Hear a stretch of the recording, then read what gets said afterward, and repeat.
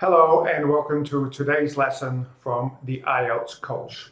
Today I want to talk to you about the IELTS reading exam and specifically about the score calculator for the reading, how to calculate your score from out of 40 to the IELTS band score, and I will also give some IELTS reading tips and advice.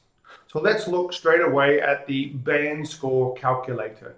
So here we can see on one side we have the band score, 9, 8.5, 8, and so on, all the way down to a 2.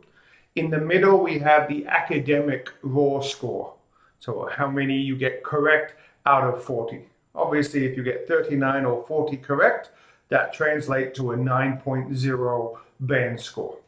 And on the other side we have the general training raw score, which is a little bit different. So there is a difference between the general training and academic raw scores into band score conversion. And the reason for that difference is general training reading is a bit shorter. There's not as many words to read. So it's easier to answer all of the questions within the time limit. The texts are less academic. They're more general everyday reading tasks. So it's also easier and faster for students to complete. That's why for general training, you need a higher raw score to get the same band score for academic. So if we look at an example there, the band score of 7. If you get 30, 31, or 32 out of 40 in academic, that is a 7.0. However, to get a 7 in the general training, you need to score 34 or 35 correct. So look at that difference. That's why it's important to know which exam you are taking and to use the correct band score calculator. It's also worth noting this table that I have here is not official from IELTS.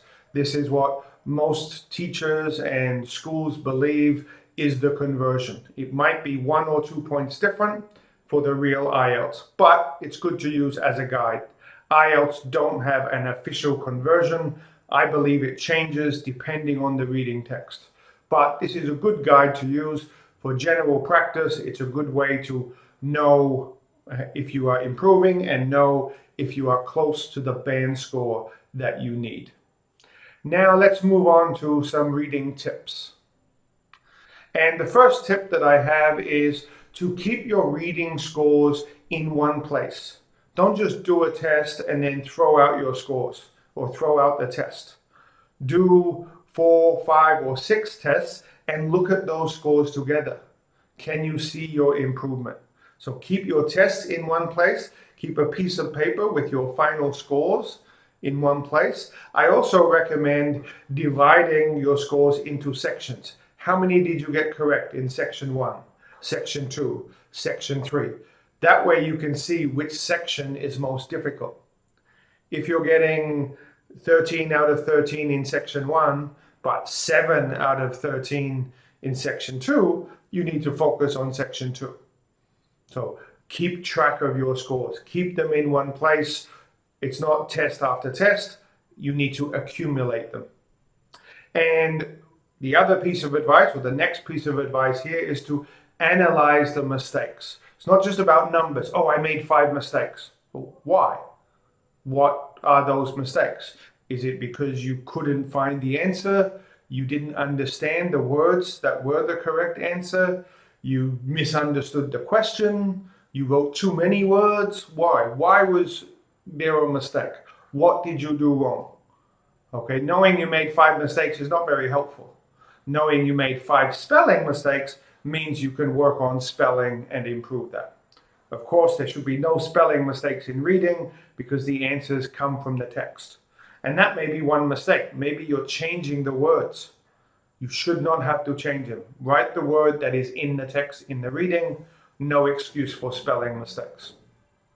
Next, you want to aim for consistent improvement in scores.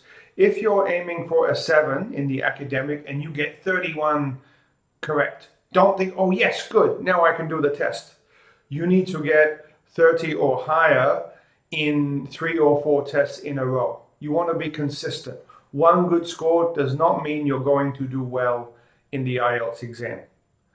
even one bad score doesn't mean you're going to do badly. So if you get 31, 32, 33, and then 22, and then 31 again, that 22, maybe it was a bad day. Maybe it was an unusual test. There's something, find out why you did badly on that one day. But don't mark your performance based on one test and one day. You want to be consistent before you are ready for the real exam. And if you are not improving from test to test, if you are not seeing a change in your scores, you need to change something.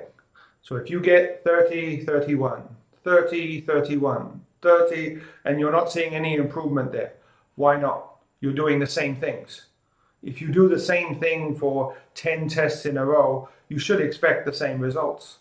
You've got to change your strategy, change how you're doing certain question types. Are you doing it too quickly, so you're making a mistake? Are you not having time to finish? Find out what you can change and improve, because you do want to see improvement. Over 10 tests, you should be getting better. There should be some improvement there.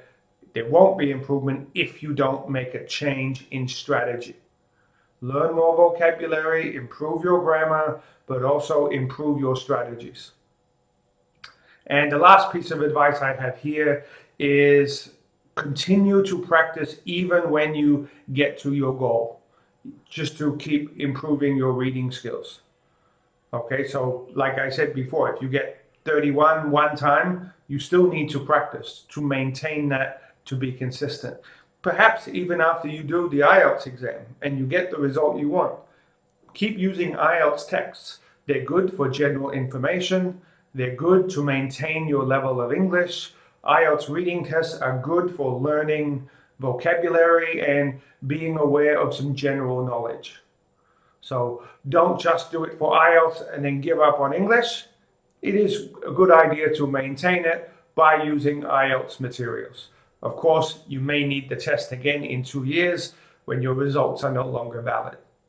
So try to be consistent, try to always see some improvement, keep your scores together so that you can measure your progress and make sure that you are being consistent in getting the score you want more than one time, not just once.